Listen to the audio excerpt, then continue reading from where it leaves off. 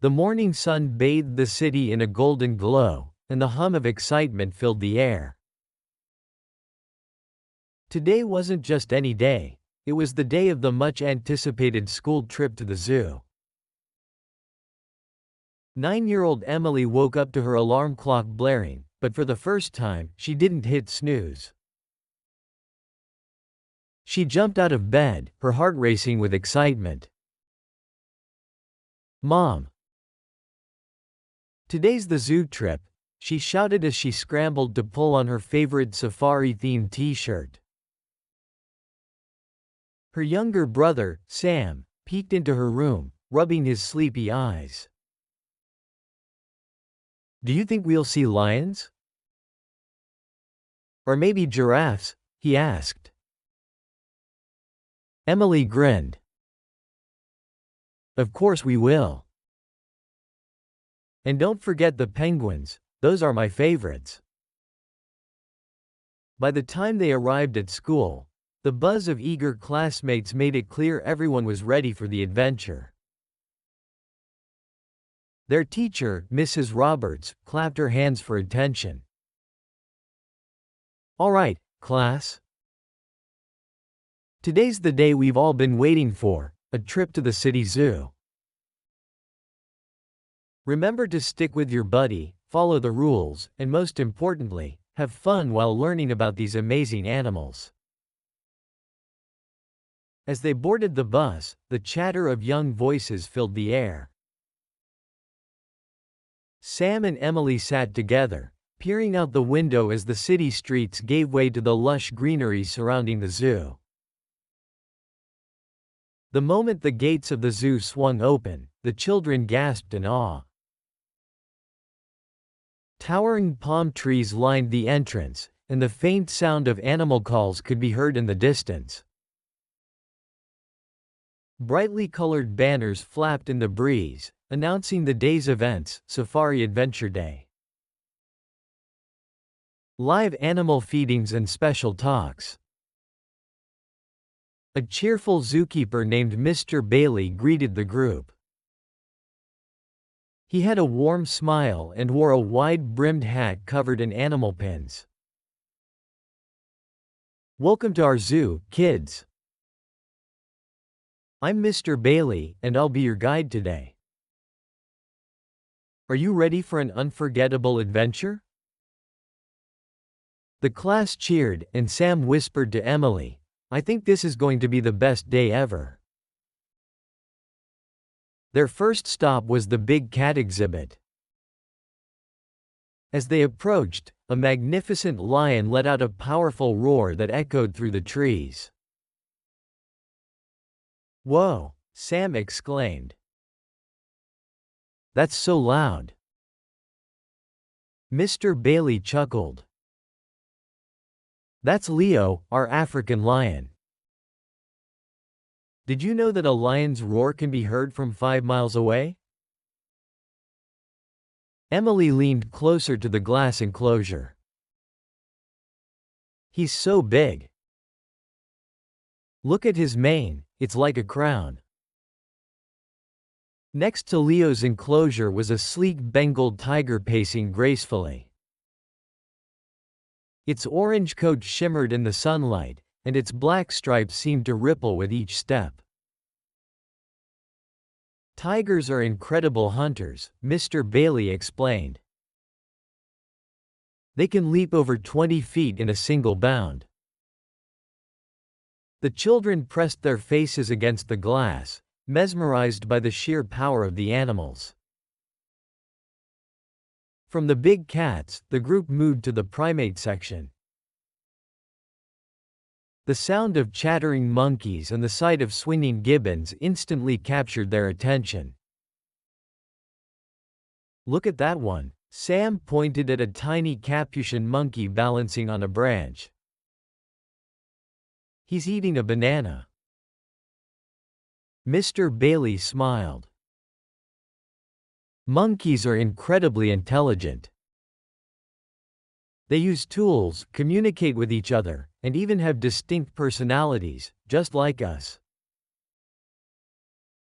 Suddenly, a loud thump startled the group. A large silverback gorilla had approached the glass, staring at them with deep, intelligent eyes. "That's Kofi," Mr. Bailey said. "He's our oldest gorilla and the leader of his troop." Gorillas are gentle giants, but they're also very protective of their family. Emily waved at Kofi, and to her amazement, he seemed to nod back. The next stop was the aviary, a massive dome filled with vibrant tropical birds. The air was alive with the sound of chirps, squawks, and whistles. "Whoa, look at that one." Emily pointed to a brilliant macaw with feathers as bright as a rainbow. "That's a scarlet macaw," Mr. Bailey said. They're native to Central and South America and are known for their long tails and loud calls. The children moved through the aviary, spotting flamingos, owls, and even a bald eagle perched proudly on a high branch. "Why are flamingos pink?" Sam asked. "They get their color from the food they eat, mostly shrimp and algae," Mr. Bailey explained. The group's next adventure took them to the aquarium. Dimly lit corridors led to massive tanks filled with shimmering fish, graceful stingrays, and even a menacing-looking shark. "Whoa, check out the shark." Sam pressed his hands against the glass. "It's huge." "That's a blacktip reef shark," Mr. Bailey said. "They're actually quite shy, despite their fierce appearance." Emily was captivated by a school of jellyfish drifting like glowing ghosts. "They're so beautiful," she whispered. "And they don't have brains," Mr. Bailey added. "They rely on instinct to survive." No trip to the zoo would be complete without visiting the elephants. The children gasped as they approached the massive creatures swaying gently under the shade of a tree. "This is our elephant family," Mr. Bailey said. "Meet Maya, the matriarch. She leads the herd and teaches the younger elephants everything they need to know." Maya raised her trunk, trumpeting a greeting that made the children laugh. "Can they really remember everything?" Emily asked. "They have excellent memories," Mr. Bailey replied.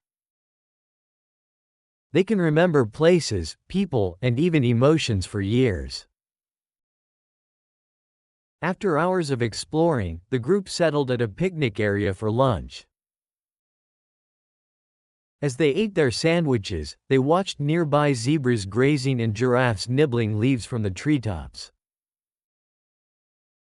"This is the coolest lunch ever," Sam said, biting into his apple. Emily nodded, her eyes on the giraffes. "I wish I could have a neck that long, just for a day."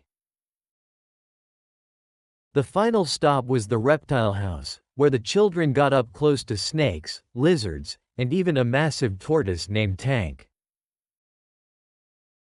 "Snakes are scary," Sam said, stepping back from a python's enclosure.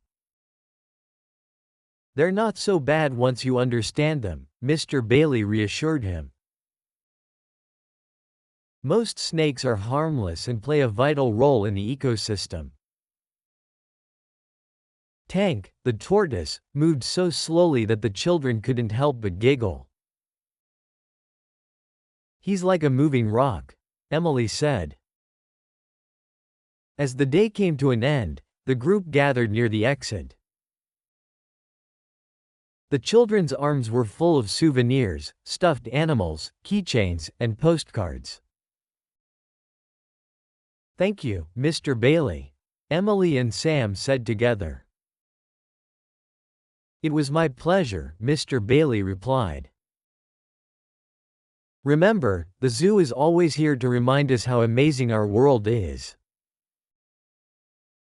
As the bus pulled away, Emily leaned against the window, her mind buzzing with memories of lions, monkeys, and elephants.